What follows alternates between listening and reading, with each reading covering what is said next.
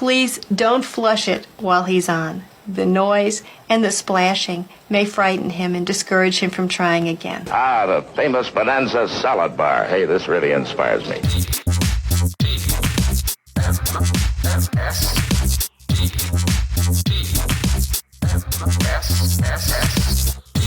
The morning stream. He's taking a dump in a can.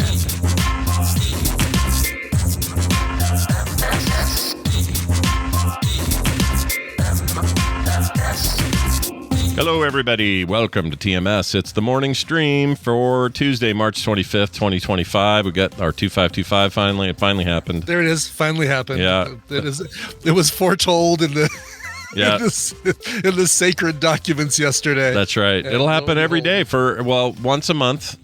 There'll be one day where we get a 2525 this year for the rest of the year. That's kind of cool. Yeah, it's right? true. Yeah. I guess we had that for 24 too, and 23. Yeah. You know, we've really had it since 2001, and turns out, we've had it. It's never been a problem. 25 years. Yeah. In 2030, or I guess 2030, because you'll have some missing 31s. That'll be the kind of end of it. 2029. Oh, right. We'll have at least one missing month. Yeah. Well, I mean, not at least. I mean, we'll have one missing month because that won't be a leap year. That's true. That's true. Yeah. It can be a so weird enjoy year. the next 3 years of 12-month guaranteed of there being a day with the same last two digits. That's as right. the year. That's right. Now, I have it on some decent authority. Yeah. That Brian ate better than I did last night. Tell us the story. Tell us the tale. Oh, yeah. So got an invite to a dinner for put up by the Las Vegas Convention and Tourism Bureau. And normally I'd say, oh, yeah, no, that's okay. and delete the email. But I saw that it was a dinner at Ocean Prime, which is this is a place that if you're coming to Denver and you say, hey, Brian, can you recommend some restaurants? If you use the phrase money is no object, then Ocean Prime is going to be one of those restaurants that I'm going to recommend, because that is a restaurant where money has to be no object. I mean, it's an object. You pay. Sure. You pay a price. And maybe, you like fancy dinners and maybe money is an object to you, but you like to be well treated. You like to treat yourself, as they say. Sure. But seeing that, I was like, you know what? All right, I think I will RSVP back and say, yes, I'm interested. And so we got put on the guest list for this. And I wasn't sure what to expect, because the email, I think it was put on the list by Z. Z is our new Bernadette at the Plaza in Vegas for TMS Vegas. Z the letter short letter, or is it like Zeeeeeee or Zeeeeeee? Oh, Zeeeeeee. And I don't know what that's. I know that's short for something. And last night would have been a perfect opportunity to ask her that question, but we were talking about so many other things. So yeah. So anyway, I talked with her beforehand and said, oh, this sounds like it's going to be pretty cool. She's like, yeah, just a really casual thing. We're all in town for a convention. It's funny, at the convention center in Denver right now is a convention about conventions. So it's like, if you're going to have a convention, come to our city and here's all the convention people you'll talk to, all the different hotel people. Interesting. Sounds like a big like Vegas-wide initiative sort of deal. Kind of, but apparently not just Vegas. I didn't really look at the convention details, but it's the group that invited me was all Las Vegas. And to that effect, we walk in there and it's a table. Tina said that there were 10 on each side. Maybe there were. Okay, let's say 10 on each side and 3 on each end. So 26 people with maybe a couple seats empty. And there were title or placards at every seat. So I looked down, it's like, oh, Brian Ibbett, Coverville Media LLC, Tina Ibbett, Coverville Media LLC, Z, The Plaza. But I'm looking at these other names and it's like, so-and-so, Colorado Avalanche. That's definitely more than just Vegas. Wow, that's weird. DeVita, yeah. Well, those were, like me, invited guests. Oh, the I rest see. of them were so and so from MGM from MGM Properties, another one from Caesars Properties, another one from JW Marriott. Sat next to her, Chantel from JW Marriott, and she was hilarious and delightful. She was great. We talked the whole evening. Another woman from Green Valley Ranch, another one from the Rio. There was a guy named Robert Rodriguez from the Rio, and was like, "Oh, I love all your movies." Yeah, and, keep making sequels to Day of the what is the dead one? Shit, dead like Clooney. Clooney is dead. Like Clooney. Yeah, Dust Till Dawn. Dust Till Dawn. That's it. Yeah. So all those people, by the way, when we came in, it was almost like a gauntlet where they were kind of all waiting at the door. We were 5 to 7 minutes early because we came from across town. Pretty much everybody else is downtown, and so they can just get there right on time. But we walk in, and it's immediately like, "Hi, I'm Heather from MGM. Thanks for coming." And I'm thinking, "Oh, okay, hi," and introduce myself and Tina, and then take a few steps. "Oh, it's hi, I'm from the Rio," and "Oh, hi, I'm from Caesars." I was like, "Oh, great, all right, good. What's Lord. this thing gonna be?" Yeah, I'd be nervous at this point. I would be nervous. Yeah, because I was thinking, oh my God, is this going to be like a timeshare kind of meeting? Because it's one big table as opposed to just a bunch of little tables in the room. It's one big table. Yeah. So everybody gets there. There's a guy who looks like Cillian Murphy, and I'm not going to gloss over that because when he came over to bring me a drink, I said, "So, do people tell you look like Cillian Murphy?" And he says, "Oh, I was down at the other end. You see the woman in orange? All she had to say was, 'You know who you look like?'" And he said, "Cillian Murphy." And she says, "Yes." It would even be better if he was Irish, but sadly, I know. Yeah, no, he had a little bit of a Boston accent, but this guy was server extraordinaire. So he did cocktails, and some drinks they'd actually mix right there at the table. So he'd like do the whole like cocktail Tom Cruise, Brian Brown kind of thing. I love that. When he would bring you they take away all your silverware between each course, and so he like grabs the butter knife, zoop, and slides it right in front of you, or takes a steak knife, and like everything he did was with a lot of flourish. It was great. So we all sit down. We were given a menu, a prefix menu, basically, which you've got like this you're getting automatically. This you can choose 2 different appetizers, salad or lobster bisque. For your entree, chicken, salmon, or filet mignon. Here are the 2 dessert choices, etc. And so we give all of our orders. I get an incredible smoked bourbon old fashioned that was so freaking good. Smoked. How do they do that? How do they smoke it? What do you do? Yeah, so they this was cool. And again, our dude with the Cillian Murphy dude brought out a bottle that had the cocktail already mixed inside it, and then there was a layer of smoke. So it was like a glass bottle that they mixed the drink, poured in there, and then they used there are these things you can put wood chips in, and then it has a little pipe, and you put that in and blow the smoke into the drink, and then close the glass lid. So the smoke kind of permeates the drink. But you can tell, right? The taste of it changes. You can tell that there's been a smoking. Totally can taste it. Yeah, right. Absolutely. Because then it's more like it's less like you're tasting the smoke and more like you're smelling the smoke as you're drinking it. Okay.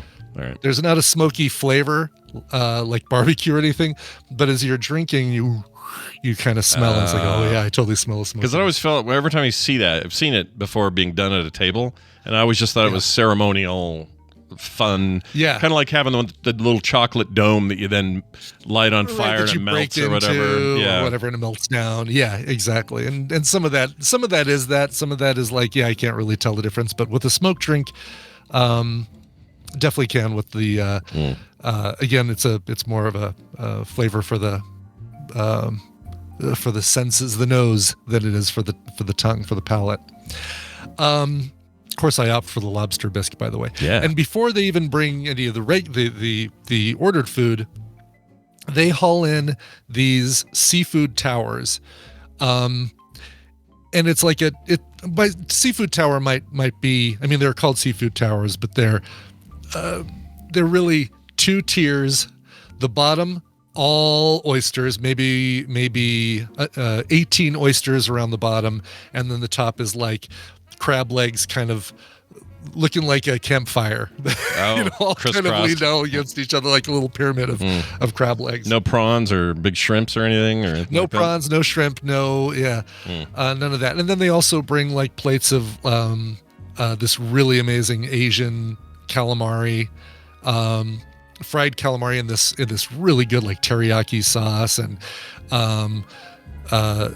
ravioli, crab cakes, things like that. Those are on separate plates, and we're all kind of scooping and putting on our plates. Sure. But they don't put a seafood tower directly in front of me. They put one basically in all the cardinal locations on the table. So right in the center of the 2 ends, and then 2 in the middle of the other groups. And I can't reach the one to my right. The closest one to me is the one at the end of the table. But to get to it, I'm totally going to have to like stand up, grab an oyster, pull it back, get a little bit of the horseradish and cocktail sauce, and bring it back to my plate. Well, fortunately, Mrs. J.W. Marriott sees this and says, "Oh, here, let me," and she pushes the thing a little bit closer to me. So had 2 or 3 of those. Meanwhile, dude 3 down from me, who had one of these seafood towers put directly in front of him. Yeah, there you go. Does that look like that? Okay. Kind of like that without all the extra. There's a lot of extra stuff on there. Yeah, I think I see some like full body shrimp peels and some other stuff on there. But a cluster of snow crab and stuff on there. Man, if you're allergic to seafood, this must be a nightmare image. This would totally be a nightmare. Yeah. Oh, Claire, I could take you. If you come to Denver, I will take you to a couple seafood places that will change your mind about seafood in Colorado. Everybody thinks that because Utah and Colorado are landlocked and we're not access to the ocean directly or whatever, there's no way there's good seafood here. We'll pay a little more, but that is not true. There are places that are amazing. It sounds like this is one of them, but man. This is one of them. Yeah, Ocean Prime and Water Grill are 2 places that I would say if you didn't know you were in Colorado, you'd have no idea because the seafood tastes so good and fresh and that sort of thing. That's true, Claire. I guess you're not going to eat the seafood if I take you any place in Colorado, of course. That's good. Vegan. Yeah, it's full on vegan. Yeah. That's right. And we do have fish in Colorado, Claire. We have some of the best. You'll never have better trout. Rainbow trout. Oh, yeah. No, up here in the freaking Wasatch Mountains and the rivers and stuff, you'll never have better trout in your life. Exactly. Yeah. Exactly. Little Miss Irish. Anyway, go ahead. So, dude 2 or 3 down from me has polished off the entire bottom tier of oysters, which they set it in front of him, and there was nobody else on either side of him that was like wanting oysters.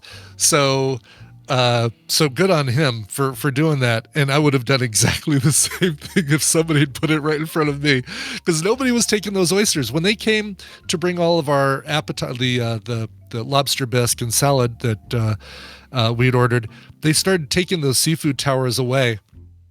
And it was really hard for me not to say, could you put those in a box for me? All the oysters that didn't get eaten. Could you box those up? Ugh. I avoid the sickest I've ever been in my life was maybe on oysters, so I would probably not be a problem. Everybody else can have them. Have the oysters, everybody. Ugh, can't do it. Yeah. Can't do it. Happy to take your share of oysters. You can have my. Please do. Yeah, you can have. I'll take whatever you don't want. What do you not like on that tray? I was gonna say those little squid. Oh, nothing on the tray. I'll eat everything there. The only thing that I don't like that you enjoyed were those when we got those squid snacks from somebody sent those in. Dried squid. Dried squid. You can have my bag. I do like that dried squid. Don't know why. Just love it. It's gross. It tastes like dead fish on the bank of a river. It's like disgusting, but somehow I like it. I don't get it. It was good once I ate it, but I have to hold my nose when I open the bag. It really stinks. Yeah. So anyway, after all that, lady stands up and she starts clinking her glass, and I'm like, all right, here it comes. Here's the pitch, the wind up. No, she just says, "Hey, I just want to thank you all for coming. You know, you're our invited guests. We've appreciate the support you've given us and events you've held at our places or have talked with us about holding, and we're just going to go around the room really quick with the different people from the hotel groups just to say hi. If you didn't get a chance to meet them, they're just going to say hi, say their name, and kind of let you know what they've got." And that was kind of it. Like, basically, Z from the plaza stood up and said, "Hey, I'm Z. We just had a remodel on X number of rooms, and we've got a bunch of great meeting spaces and this and that." Sits down. Lady from the Rio or from Green Valley Ranch stands up, does the same thing. Took maybe 2 minutes. That was the extent of any sort of sales pitchiness. That was it. So that was and it. they don't Thank expect God. you. They're not expecting you to say anything. They don't want you to. Okay, Nope, not at all. You're a People, guest. Yeah, no, the people sitting next to me, Chanel from JW Marriott asked what I do, and we talked about podcasting. She's like, "Oh my God, my girlfriend and I have been thinking about starting a podcast. What do you do?" And I said, "Oh, record that first one, rip off the Band-Aid. Don't over plan, because two things are going to happen. You're going to listen to it and say, okay, we need to fix this and this and that and this. And then the other thing is you're going to hear your voice and hate it, and you just need to get over it." You'll never go back to that episode and want to listen to it again, ever. Nope, never. No. So record it, get it out of the way, No. and move on. It's really episode 2 where you start. It's good advice. doing it. Good advice indeed. Well, that's great. So, yeah. did we glean anything? So for whatever reason, I had it in my head that this was like all about the our Vegas thing, and it was like a meeting with that. It's not that at all. No, really. but thank goodness this was a great opportunity for us just to chat with Z, not specifically about our event, but more like just where she's coming from, how she came into this, took over from Monique, who we had last year, and of course Bernadette 2 years ago. And she's like, "Oh, Bernadette took great notes on you guys, so I knew almost right off the bat what you guys like, what you're up to, what you need." That's great. Before you even made the first email. That's great, because Bernadette's notes are going to be the best notes of all the notes. They are going to be the best notes. Yes, exactly. She's awesome. Now let's get into this. They every seat had one of these deals, these little Las Vegas-y gift bags. Yeah. And having never gone to the Emmys or the Oscars, I've always wanted to go to an event that had gift bags. So let's kind of go through. I did glance in here, so I know that this won't take hours. This will just take a couple minutes. But we're still sort of kind of unwrapping in real time here. You haven't fully seen this. Yeah, stuff. I have not examined any of these things. I just saw. I didn't know. Okay. Yes. Awesome. I did examine this thing right here, Yeah. which is I've wrapped it back up, but this is a massive thermal blanket, like you can keep in your car or your backpack if you're traveling. It's like the company is like 32 degree. No, what is it? It's a packable featherweight down 32 weatherproof blanket. So you get This thing is stuck in the awesome. snow and you got to sleep in your car or something because you can't move. Exactly. Yeah. That's great. Super lightweight, and it's a massive blanket that kind of folds down to this little sausage shape. right Yeah, here. look at that thing. I So like that. We took ours out last night, had to look at that, but the rest of the stuff is all relatively new. Let's start with this thing that's kind of sticking out of the top. All right, what do we got there?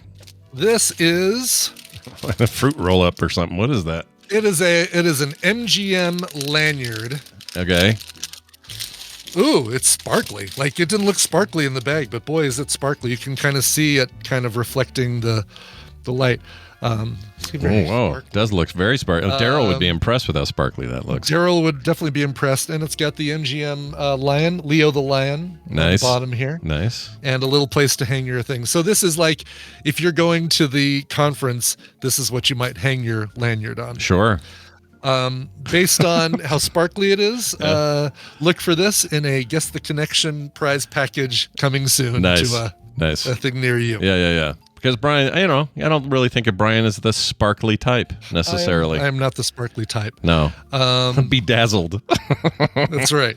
All right, we've got from The Win, Oh, sweet. spending some of that Steve Wynn money, is what looks like It's like a notepad. Notepad or it is. It's a notebook. Oh, I was like, it doesn't open very well. Like it doesn't open all the way, but that's because there's this little paper stripe thing on it. Are the pages pull-outable or are they?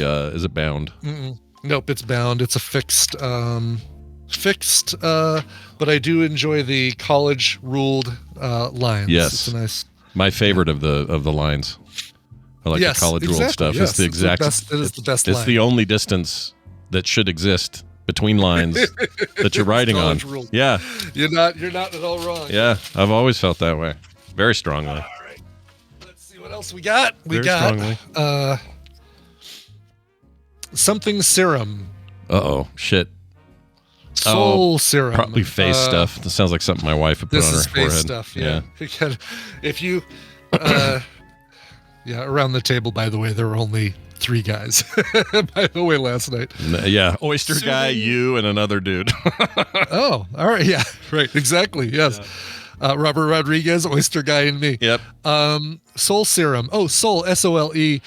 Soothing serum relief for foot pain. Oh, okay. I mean, I guess we all have that occasionally or whatever, After a day of being on the floor at the convention, you put this stuff. I bet it smells a little, what's that stuff called? Bengay. So it's Bengay. Like, why do you keep saying gay, Scott? Gay Ben? I can't think of the name. Bengay, yeah. I enjoyed watching you learn about scissors yesterday. Oh, my God. This is... Still spinning from that one. I took so much shit for that. Laughing my head off that whole time. Loved it. Oh my gosh. And the worst part is it took so long and I kept pushing it. That's the problem, is I should have just said, oh, okay, tell me later, and then moved on. Yeah. But instead I had to be schooled by my freaking daughter on a thing I'd never heard of. I know. Oh, of all things to have to learn from your child. Gross. So this is kind of cool. I'll take this to Vegas and I'll put some on my feet after a day of being on my feet all day. Yeah, we'll have those coming up real soon. That'll happen. In fact, you're going to have that the first night you get there because of your concert business. You're going to get all footy, I am not. It's Sphere, man. There is no way. Oh, That's another thing. Yeah. You go to a concert at Sphere? Yeah. This is the old man in me kind of loving this aspect of the Sphere. People are not going to be standing up and dancing because of how steep that thing is. No, it's like an OSHA violation the minute you stand up. You have to sit. Especially when they're tripping on LSD or acid or whatever you deadheads are into these days. Honestly, it doesn't even feel safe sitting in there, let alone standing. It's so sheer, the drop. It's crazy. It's the only venue that really should include seatbelts. Yeah. Brian says that, but I would vote for it. It's really nuts. And if you're a little tipsy from the night out and you're in there watching the thing and then you stand up too quick, you're at risk. Seriously at risk of falling. It's really crazy in there, but anyway. There's still an OSHA cyborg dude. Anyway, go ahead. They haven't killed that yet. Still an OSHA. Yeah. Next up is a cleaning cloth. I feel like this is a QVC. Available in 3 easy payments of $23.95. Yeah. This comes from the Waldorf Astoria and features that thing that held the Enterprise D in an early episode of Star Trek The Next Generation and wouldn't let it escape. Yeah, the big space grid that didn't seem to have a ceiling or a basement, but had lots of walls around it. Right, I kept thinking, Picard, just go down or go up. You can get out. It's fine. You don't have to be stuck. Right. It's not like it goes on in infinity up or down, or maybe that was the idea that it did. I don't know. Exactly. Yes. Tholian Webb. Thank you, Jeannie. Yes. Yeah. Now, I saved this one for last because I kind of have an idea of what's in this. This is from a check for $1 million. I know, right? Wouldn't that be great? Yeah. No, this comes from the Plaza, and this is so. One of the things that we wanted this year was access to the showroom, which is right off the casino floor. And I might have shared photos from this thing early on when I toured it with James and Svet, but it looks like a traditional Las Vegas ballroom, performance room, showroom, where there's a stage down below, tiered seats that go all the way up, and those first 2 rows, every row of tiered seats are those little half circle booth tables. Yeah.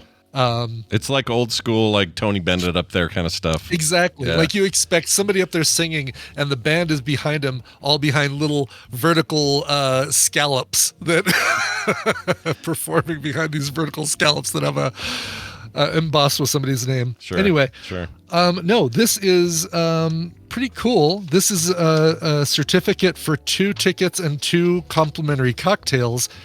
Currently in the showroom, the reason we couldn't get it for TMS Vegas is because there is a variety show, a drag show by Misbehaves Mavericks, downtown's premier variety show. So there's a drag show now in the showroom 4 or 5 nights a week. Is it Miss like MISS space? MISS space behaves. Yes, Misbehaves. Got it. Nice stage name. And unfortunately, I'm so busy this time around, I'm not going to be able to use it. And Tina and I both got these, so we'll figure something out. Yeah, somebody's going to be the hot winner. Somebody, exactly. It's like everybody's got stuff going on every night, but there's bound to be someone. But there's bound to be somebody, one of those early nights. It's like, oh, dude, can I have those tickets? So, yeah, hell yeah. So reach out, we'll talk. But anyway, you know what? Not a bad little bit of haul. Yeah, I like it. I even like your bag. It's a cool bag. You should hang on to that bag. I know. Yeah. Get that black logo on there. It's badass. There is a hole in the bottom of the bag, like right here. Little tiny hole in the bottom of the bag. Oh, that's just so you can breathe when they capture you and take you somewhere. Keep you alive. But all in all, great time. About a lot better of a. I was, like I said, I was really worried that it was going to be super schmoozy and awkward and unpleasant, and the whole thing was really nice. Yeah, it's pretty rare that when a hotel or anything related to that industry wants to have you all sit down for something, it always smells like timeshare vibes, right? Like, oh shit, what are they going to talk me about? Some membership or something. And I hate that feeling so bad. So this must have been like, I just made the steak go down nice, I'll bet, is what happened there. It really did. Yeah. It was it made for all the worry and trepidation that I had was like, oh, okay, this is really just, like they said at the beginning, it's our way of thanking you for supporting our convention rooms and our ballrooms and bringing your events to our hotels, and that's all it is. And it's like, wow, okay. Yeah. More companies need to do that. I agree. It's like a nice wet oyster sliding down your throat. Mm. Yeah. Well, there you go. A couple quick things as we move from that to remember we talked about iPods. You have this big collection of old iPods and all that. Yeah, we had this right there. This whole discussion about iPods. Ian wrote in, and I think I saw Ian in the chat. I hope I did. Oh, cool. Okay. Because today we play his call, and here's what he had to say about iPods. Hey guys, it's Ian. Just literally listening to the current episode, and you were talking about the iPod earlier, made me think of 2 things. One, I didn't have an iPod until the iPod Touch generation, and up until that point, I was running around with a Zen Vision M, which was one of the better iPod alternatives, but it just made me think of all these different companies that don't make anything approaching MP3 players anymore, like Zen, Sansa, iRiver. All these companies don't even bother to make anything like it anymore because MP3 players are phones, which then led me to the second thing, which is that we still call them podcasts long after the iPod no longer exists. Again, technically, I guess we still have iPods inside of our Apple phones, but guess what? I have a Samsung. So I guess I'm still using the iPod alternative to listen to my podcasts. Maybe Leo was right and we should have been calling them Netcast the entire time, but it's too late now. Love the show, though. Love the hobo. Let's test the ship's phasers. Talk to you guys soon. Jeez, all the memes. Nice job. Yeah, I don't know what that. What was that one he said he had? The Creative Zen Vision M, which is really cool. Color screen and basically looks like an iPod, but instead of a click wheel, you had a vertical stripe that you would move your thumb up and down to scroll through and select items. Really cool. Okay. I have a vague memory of this. I had the Creative Labs big fat one, the gray CD looking one. Nomad? Creative, I think it was called Creative Nomad. Yeah. I had that. Nomad Jukebox or something. It had like 4 gig, which was crazy then or something. But then the Zen, I think the Zen Vision may have been the final Yeah, I think this was their final vibe before they got out of that world. I was looking at iRiver. They were sold in 2014 to SK Telecom, and they don't do any of this shit anymore. In fact, they're called Dreamus now as of 2019, and they don't really make anything. So, oh no, Apple just kind of killed them all. So there you go. They really did, yeah. So, yeah, talking about the term podcast, I know there were a lot of people in those early days who saw the writing on the wall probably and said these things aren't, iPods aren't going to be around forever. They're going to be other things. Plus, people don't just listen on Apple devices. So let's try calling them these other things. And Leo had netcasts. I'm sure I think somebody had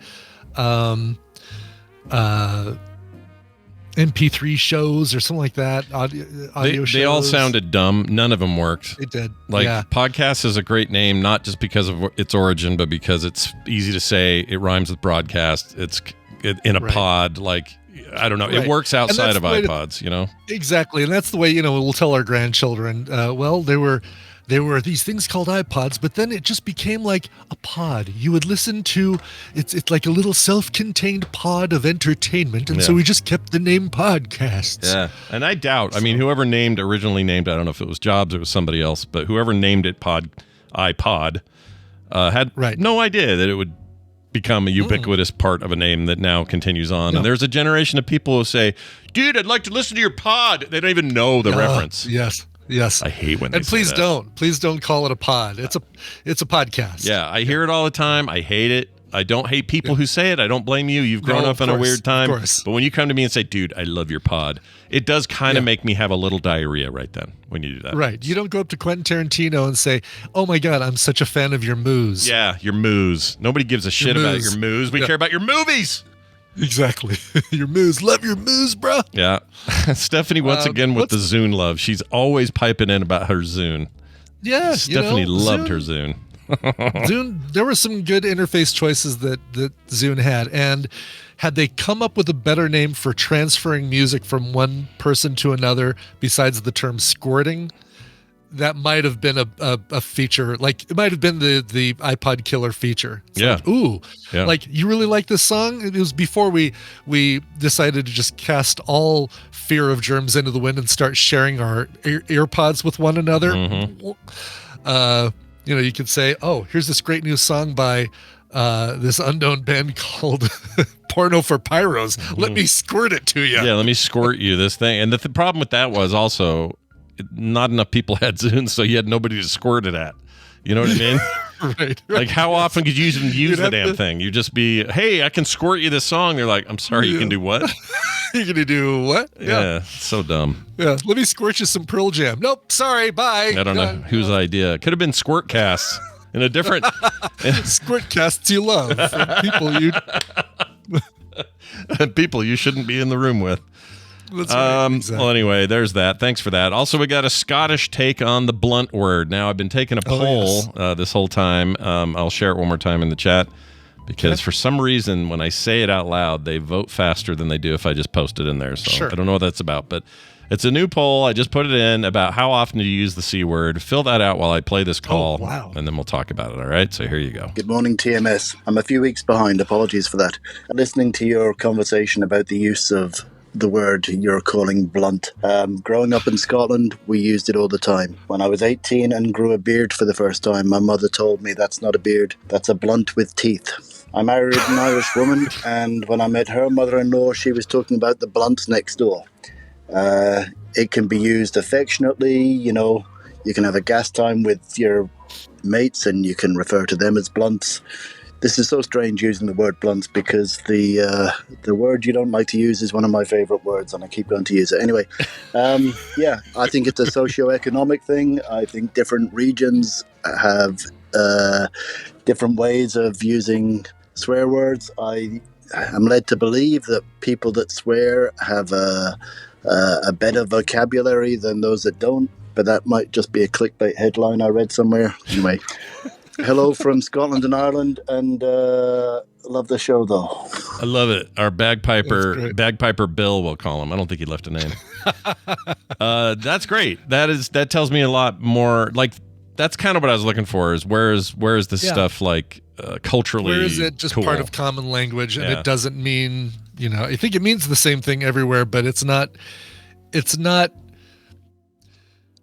Here, it kind of just refers to the private parts. Yeah. Just Yeah. But there, it's like, that dude's a real blunt. Yeah. I think the yeah. equivalent in America, if I had to guess, is the P word, which I won't say either. But that one has multiple meanings, and one of them is a kitty. The other one is the, and the third one is a guy who's being a big wimpy poo poo. Right. Exactly. So we have these. We have a version of that, but it still just seems so harsh. All right, let's check on the votes. We have.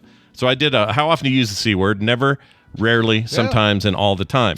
We have 41% of never. Say never. Rarely, 32%. Sometimes 21%.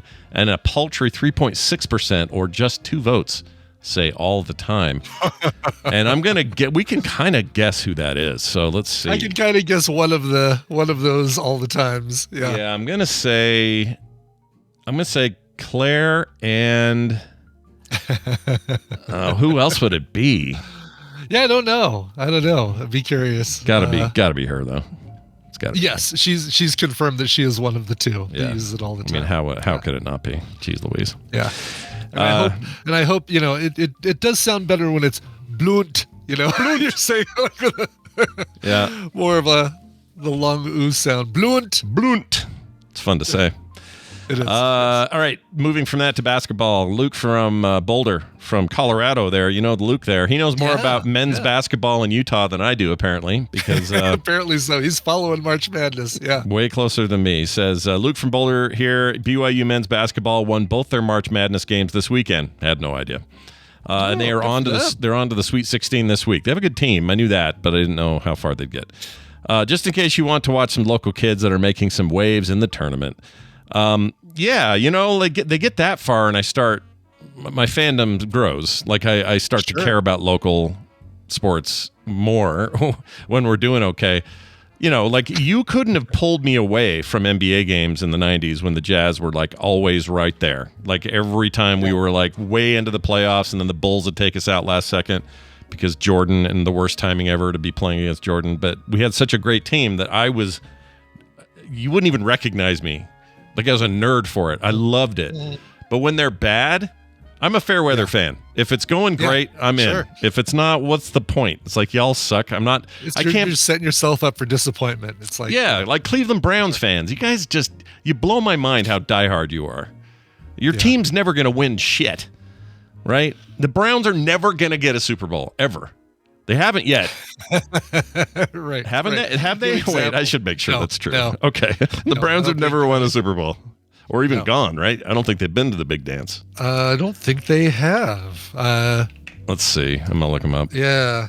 Cleveland Browns never won a Super Bowl and have not made an appearance. Okay, so... There we go. Yep. They are as bad as I think. And that's fine. It's your team. But I just can't spend money on them and get excited when they're not earning my fandom. You know what I mean? You gotta be good to earn the fandom. But BYU, there you go. Yeah, BYU kicking ass. Well, I don't know what Utah's doing, but usually it's a big fight between those two. And Utah did real well last year, so I have no idea where the UVU is right now. But anyway, yeah, CSU got knocked out. I had to go and check because I am in a bracket, a March Madness pool with a bunch of other guys that I know through the real Chris Brown. I have to say his name as the real Chris Brown. Hi, Chris Brown, because I know he listens. I'm currently out of 37 players or 37 brackets, because a lot of people have done multiple brackets, not me. I'm currently ranked 33rd among the 37 people brackets submitted. So, wow. Not looking good. No, not looking good for me. You did better. Fine. I think you had way better time with the NFL draft this year or last year. Right? I totally did. Yeah, the NFL pick 'em. Or the picks. Yeah, whatever the heck that was called. My final four is still intact. I've got Auburn, Michigan, Duke, and Alabama as my final. I'm sorry, Duke, Houston, Michigan State, and Florida as my final four. Gotcha. And my 8 is still intact. Not a lot of my 16 is intact though. Okay, but on the tail end here, you could really clean up. Is what you could do. I could, yeah, exactly. I'd have to see what other people's, like. Let's look at we'll look at 10th place. Okay, that's still not bad. Place, his Final Four is still intact, but his Final Four is all number ones. Gotcha. So yeah, he's just got Auburn, Florida, Duke, and Houston. I hear you say Auburn, Boring. Duke, and Florida, and I just go, well, yeah, of course you'd pick those three. They're Auburn, Duke, and Florida, right? They're always winning. Yeah, these bastards. Yeah. They have a monopoly down there. Casey Data corrects me. He says the Utes did not do well last year. They fired the head coach this year. They are in some third-party new tournament now. So, sorry, University of Utah, running Utes. You blew it. All right. One final note. This is a letter or a message from Andrea. Andrea, yeah, in Colorado Springs, formerly in New Jersey, says this. This is for Brian in the morning stream. Tina is a McCoy? Question mark. That's true, right? Tina McCoy. Yeah, she is. She is a McCoy. Real McCoy. Says I'm also an Irish McCoy. My birth dad's last name was McCoy and directly from Ireland. So cool to be distantly related to Tina. So I wonder if there may even be a closer third, fourth cousin something going on there. Who knows? There might be, yeah, because it was. Yeah, we'll have to talk because it was Tina's dad. He didn't come from Ireland, but maybe his grandfather did. So we'll have to trace back and see. It'd be hilarious if there's a little bit, if nothing else, distant cousins will come on up and we'll have a Guinness with you. Yeah, or a harp. Better yet, a harp. Yeah, why not? And also, if any Hatfields want to call in about how mad you are about us giving McCoy's stage time here, let us know. It's funny. That's a name you just don't hear very much anymore. Hatfields, no. Hatfield. It makes me feel like the McCoys won. Right. Do you know what I mean? Tina still can't listen to Juliana Hatfield or the Lemonheads because of that. But everything else, fair game. Yeah, but you just, like common people, like normal people, I don't know any Hatfields. I know multiple McCoys. Tina, one of them. Right. And that makes me feel like in the end the feud is over and the McCoys stand victorious. The McCoys won. Yeah. I mean, look at we're breaking that news right here, right now on the show. Yeah, exactly. Oh gosh. Then we're gonna start a brand new feud and it's gonna be the Johnsons versus the Hatfields. Oh now. Shit. Great, they're coming after me. Yeah, but they're down. I'll get them while they're down. It'll be fun. Get them while they're down. Yeah. All right. Get them while they're down. Now, here's the deal. You're all here for it, so we're gonna present you now with some news. Hey, Brian, it's the news brought to you by. It's brought to you by Daily Music Headlines, episode 2 out now. Learn about Lizzo, and I read all this. What did I talk about? Miley Cyrus has a new album coming out. Napster just got bought. Yes, Napster. This is a news story from 2025. Yeah, that name keeps getting thrown around. Every couple of years, it's like Napster got bought. It's like, what are they doing? I don't know. They're still trying to figure it out. Yeah, and the newest figure out is advertising in the metaverse. So, good luck with that. Jeez, gotta be kidding me. What, Meta's metaverse? Like freaking that thing? I think so. It wasn't capital metaverse, so maybe not. But I hate this term. Ham and I have the same question, and it wasn't clear from the article, so we just kind of absolutely hate the name metaverse. I hate it. I know it actually means something, and I know it. Yes, I just don't like how it's been co-opted. I hate it. That's right. Oh, don't worry, Monica. I've left plenty of meat on the bone. There is still lots to learn from today's episode of Daily Music Headlines. So go check it out. Go take a bite. Even a K-pop article today. What? Yeah. K-pop? What K-pop band has decided to go on hiatus over a dispute with their label over mistreatment? Find out in today's Daily Music Headlines. Which band is changing its name to Pink Black from Black Pink? Which band is changing their name to TBS? That's right. The Turner Broadcasting Source. Whatever it was called. Hey, we got this headline. University graduate returns a book to a school's library after 64 mother effing years. Wow. University of British Columbia graduate mailed a package to the school. It turned out to be a book he had borrowed from the library 64 years ago. That's right, 64, 6 decades and 4 years. That's how that works with the math.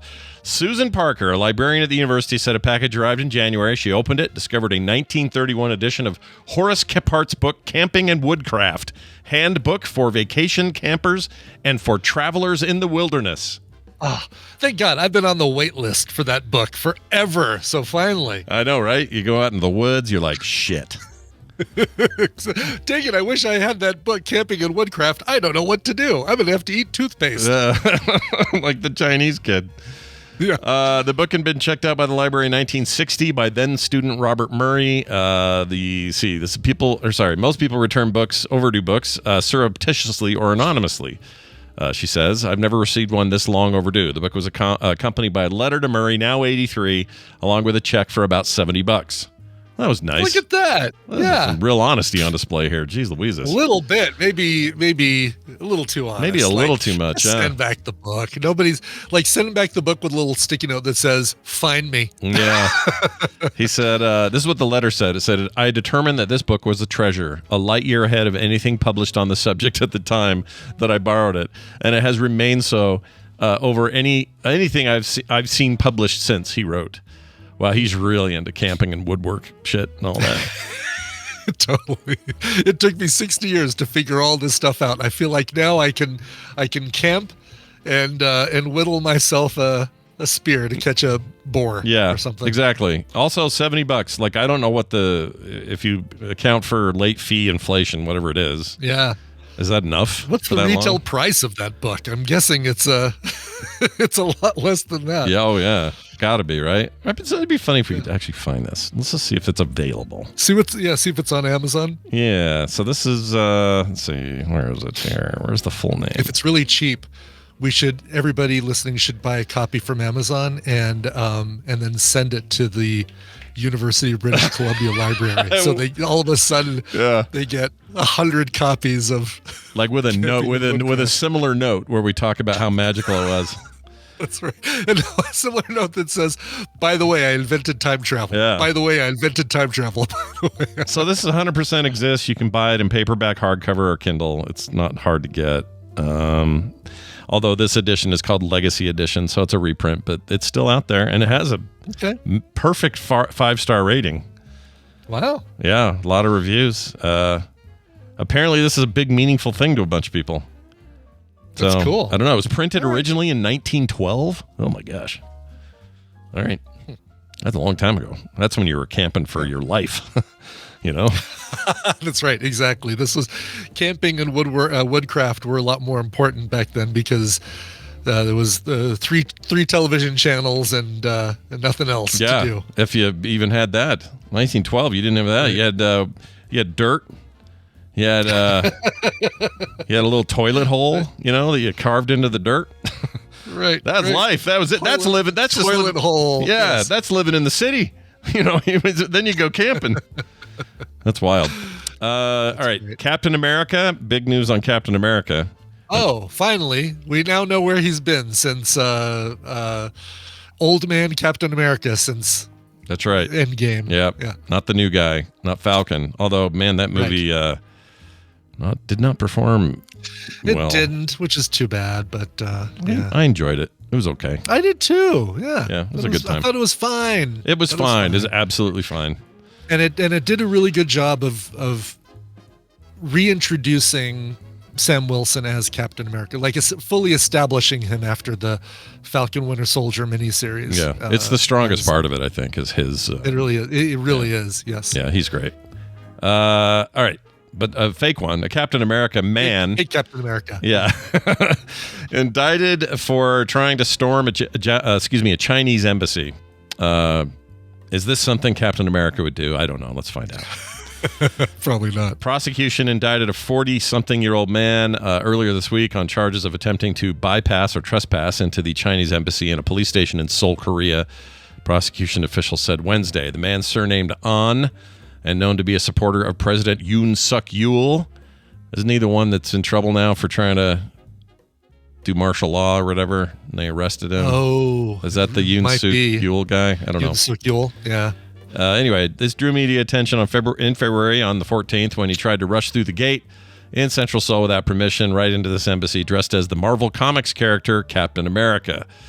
It's actually, if we look at this photo, it's actually a decent costume. It's pretty decent, yeah, and he's even got what looks like the same metal shield that I have behind me here. That same Marvel Legends metal shield. Might be. It's too bad he's covered up by the flag so much because I'd like to see the rest of this costume. Yeah, there are no other photos, unfortunately. Yeah, why is there a U.S. flag anyway? Because this is in Korea and it's the Chinese consulate. It's got nothing to do with America. It's the embassy, yeah, I don't know. Is that his? Maybe he brought that flag because he's Captain America. See.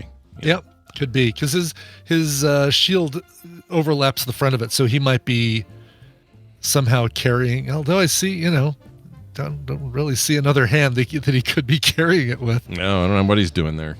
It says here, the man, let's see, he's accused of breaking the glass gate of the Seoul Namaduram police station and attempting to enter the building at around 11 p.m., demanding he be questioned quickly. He is also accused of swearing at a police officer at the time and creating a fake U.S. military ID.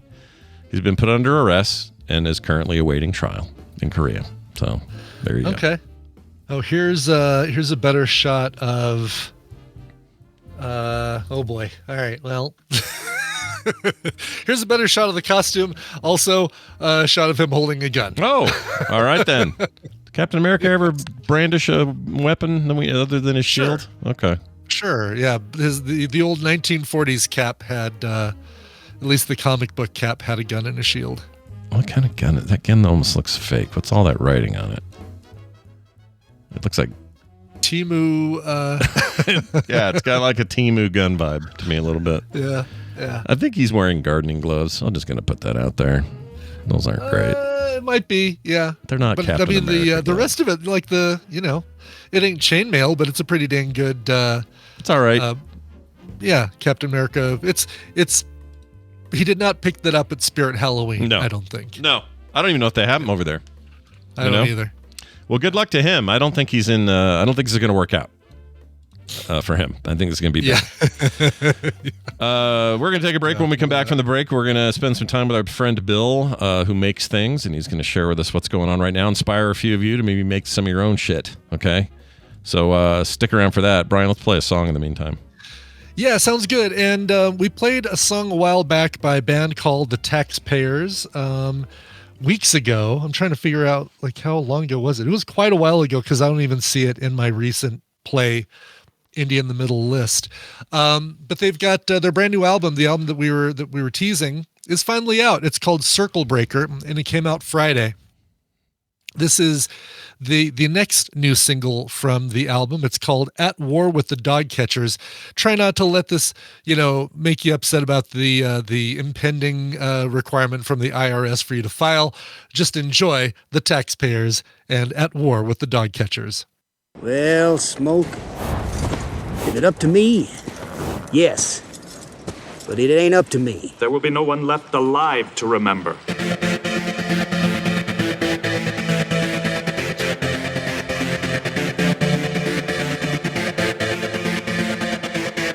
Brian, who was that one more time? Sure, that's a band called The Taxpayers. This new album is great. Circle Breaker just came out Friday. The whole thing, really, really good. That song you just heard was At War with the Dog Catchers. Check out The Taxpayers online. At War with the Dog Catchers. At War with the Dog Catchers. There's like a whole story there, It is. It feels like that's a headline I'd like to know more about. Yeah. And what inspired this song? And why were you at war with them? The Taxpayers. Do I have information about that? Let's see. Did they give you any background? No background about it all. By the way, they are going. They're going on tour. They start their tour in a couple days in Minneapolis at the Underground. Nice. Going to be doing a whole U.S. tour, and then they're going to be supporting Pigeon Pit after that. So nice. Well, there you have it then. Yeah. Let's get Bill in. Get the old William in here. Let's make stuff with Bill. Yeah, I think that'd be a great idea. There's still something wrong, isn't there, Bill? Oh, look who it is. It's old Bill Duran, all the way up there in the Pacific Northwest, holding it all down for punishprops.com. Bill, welcome back. How the heck are you, man? Hello, we're doing pretty good up here. Yeah. Been up to a lot of fun stuff. Oh, nothing wrong with that. I can tell you that.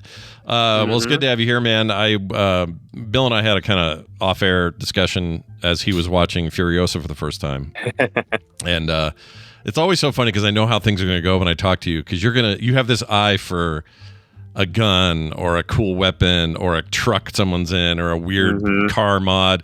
And so immediately I'm getting these photos from Bill, and I'm like, "Yep, this is how this is supposed to go. It's all inspiration, man." But I'm glad you ended up seeing it. That was super fun to kind of experience it through your eyes, through the phone, through text. That was kind of fun. Yeah, I feel like the people that make those movies remember that these are supposed to feel like legends told around a campfire. Yeah, and they really did that. I really felt it. Yeah, with the history man and the history woman from from Fury Road with all the writing all over their bodies. I love that whole concept. It's like, well, how are we going to keep history? We're going to trust one dude to write it all on himself with tattoo it all over his body. Yeah, and hope that in this wasteland, the tattoos don't infect him immediately and kill him. Yeah. Right, exactly. That's amazing. Anyway, it's good to have you here, man. Anything else in the world of making stuff you want to share with us this week? Sure. I was curious if either of you have been to your local comic convention since the pandemic. Once. If you've gone back yet. Yes. Just once? Yeah? Yes. Once. I've been back to Fan Expo every year since the pandemic. We went 2 years ago, I guess, was the last time we went. Ours is also called Fan Expo. Yeah. Or Fan X. They had to change it. Can't use Comic-Con. Yeah. Yeah. It's so silly. It's dumb. Well, we've been going to a bunch as well. And we just had Emerald City Comic-Con here in Seattle. And I've really noticed a very different sort of vibe. They're doing things a lot different than they used to before the pandemic. And I was wondering if you guys felt like your local conventions were just a little different. Like different offerings. Yeah, the focuses are different. It used to be this smattering of like, make sure you check out William Shatner on the center stage at 4. And then right after that, the entire cast of BSG is going to be up there. And it was like a lot of focus on that stuff, like big celebrity keynote-y things. And it feels like now it's less of that and more on big booths, exhibitors, stuff like that. If anything, the only bummer I've noticed is it feels like Artist Alley, at least in ours, just gets pushed further and further into the corner. Oh, it's too bad. Yeah. It is. That's too bad. So these conventions are run by big companies. We have ReedPop. They run Emerald City Comic Con. They run C2E2 and a number of other large ones. So I think you will notice different companies trying stuff with their shows. And Emerald City and ReedPop, I feel like they've been doing a pretty good job. I've definitely noticed some changes. We got a new convention center the last couple of years, so that kind of helps change things up a whole bunch. But I've noticed that the shift seems to be changing towards things you can do at the convention, things that you couldn't do at home, that sort of thing. Right. More interactive events for attendees to be able to participate in. Of course, there's still all the normal stuff. You can still get your photo taken with celebrities. There's an expo hall with stuff to buy that you absolutely don't need, but really, really want. And we actually have an incredible artist alley. It is massive. It is packed. It's almost the entire second floor at the convention center, which is kind of nuts. That's great. Yeah. I would love that. That's awesome. Oh, it's really, really cool.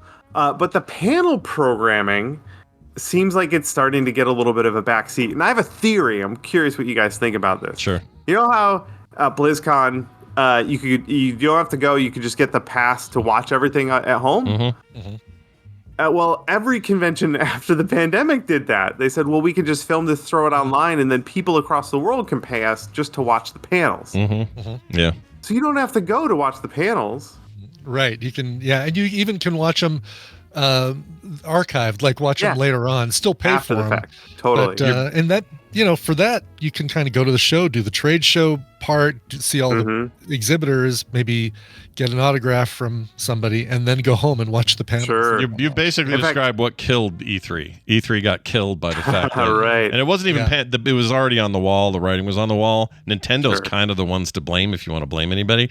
And I don't even mean it in a negative way. It's just they saw the writing on the wall and went, these directs are going to be the future of what we do. They stopped doing stage presentation. Sony and Microsoft followed, and then all the little sub ones started to drop off of that. And before you knew it, there was like no reason to have a massive E3 event that was centered around these stage deliveries. So, and then the pandemic just freaking compounded it. It's just like, that's all we're going to do for the next couple of years. And now it's just, that's how we do it.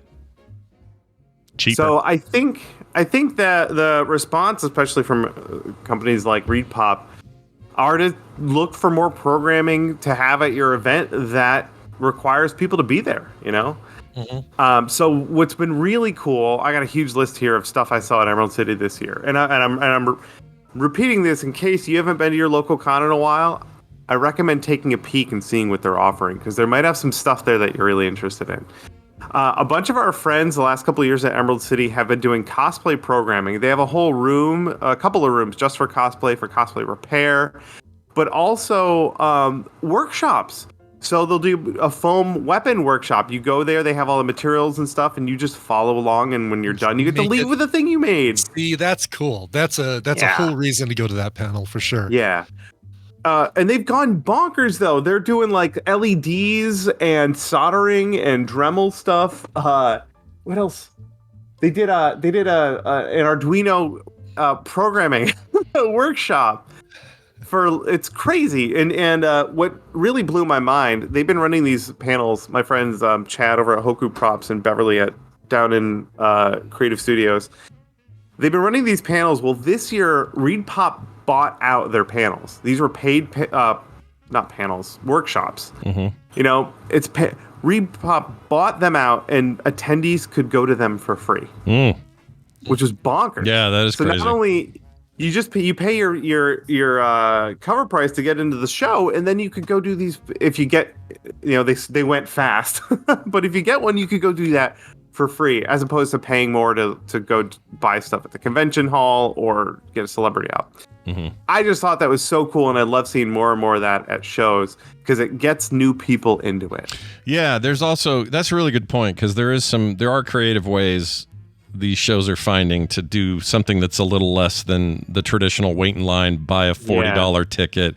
Only the hardest core of core are going to be there to see Stanley or whoever, and coming up with other alternative ways to get more eyeballs and not lose money. There's ways to make all this work for yourself, I think is really smart. And, there's nothing, the one thing I don't want to see, as much as I'm a big believer in the digital landscape makes presentations much easier, much less expensive.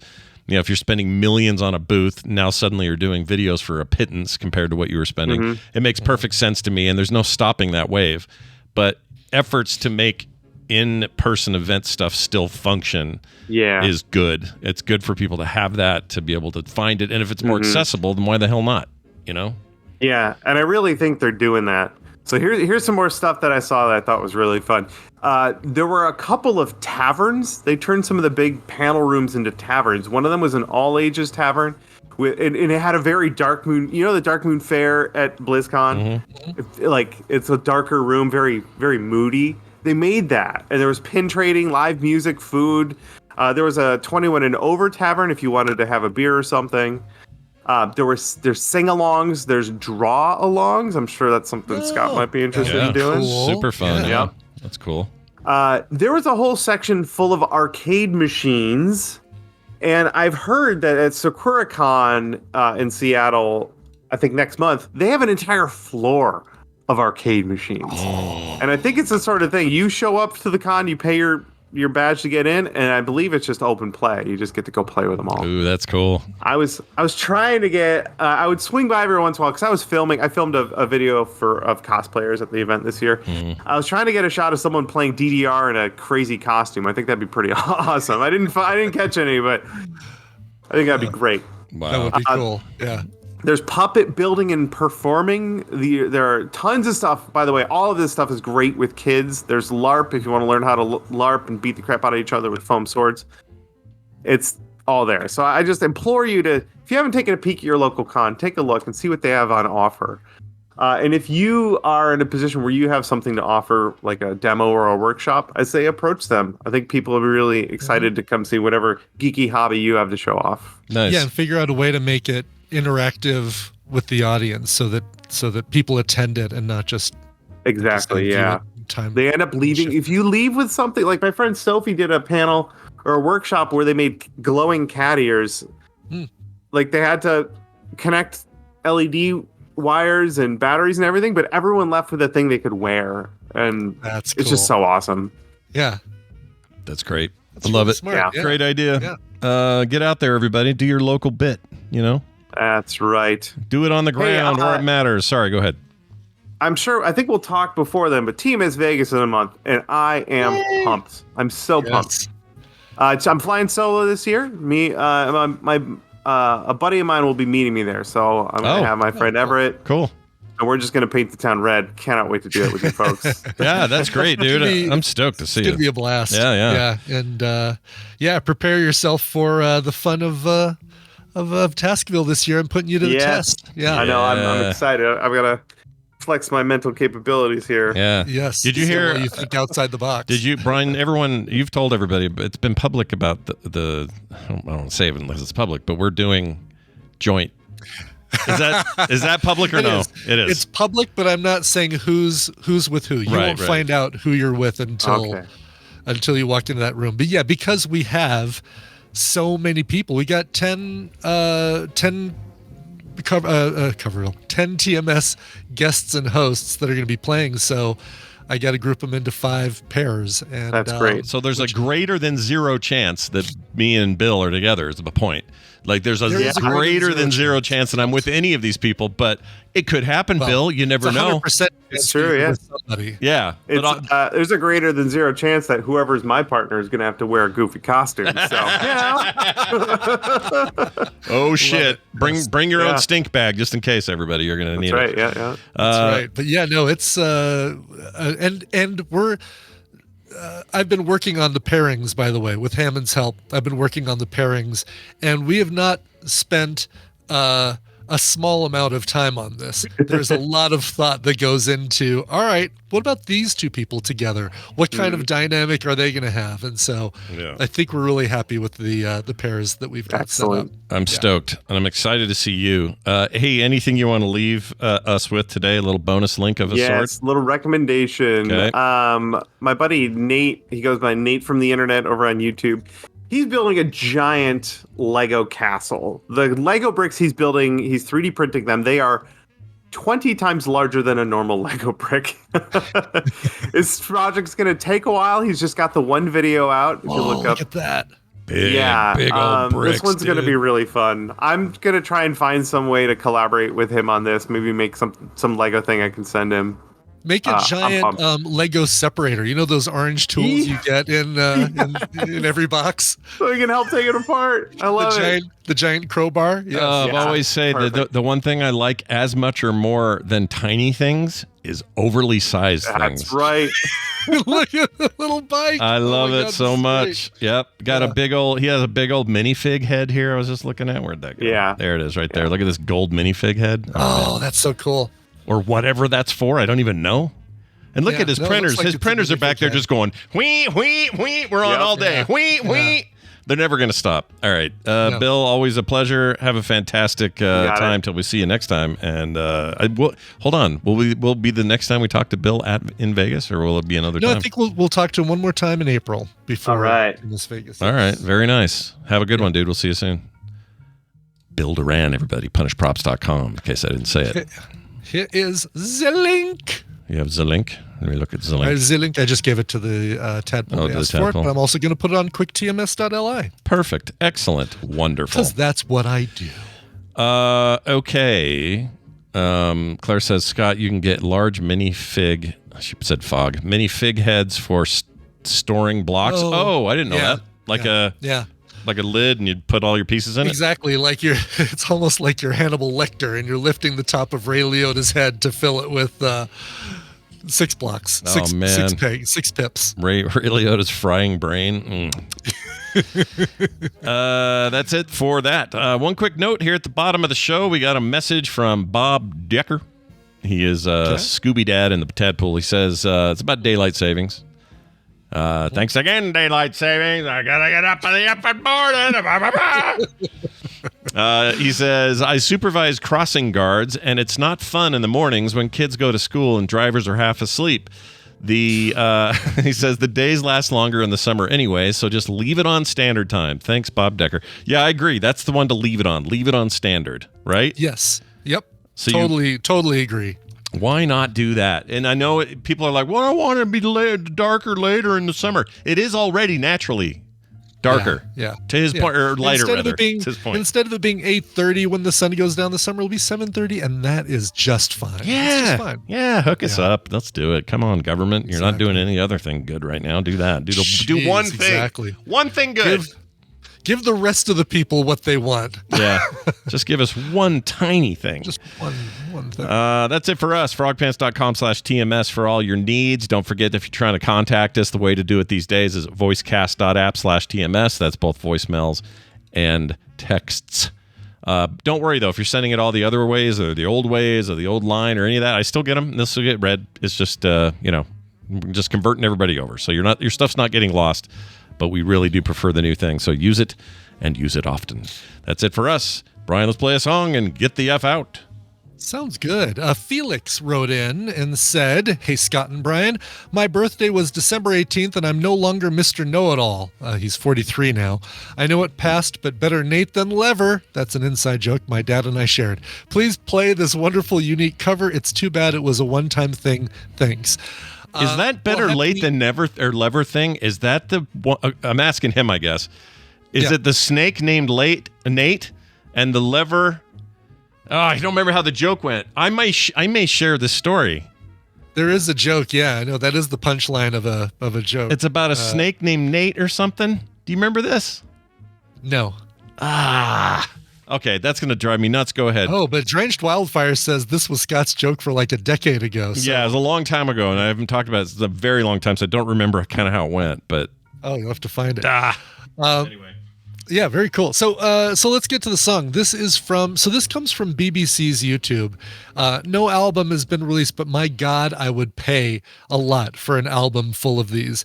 A group called Orchestra Obsolete recorded a few songs for BBC Music, and this was one of them. This is their cover of New Order's Blue Monday, but this is one of those that the song is great. You almost need the visuals to go along with it because they're so good, because they're playing like saw blades and weird old-timey instruments and dulcimers and auto harps that they're rapping on with mallets and stuff. It's really, really cool. Here is Blue Monday by Orchestra Obsolete. Those pants are made for frogging, if you know what I mean. I actually don't. Frogpants.com. Come here, Pod. I hate you. Good boy.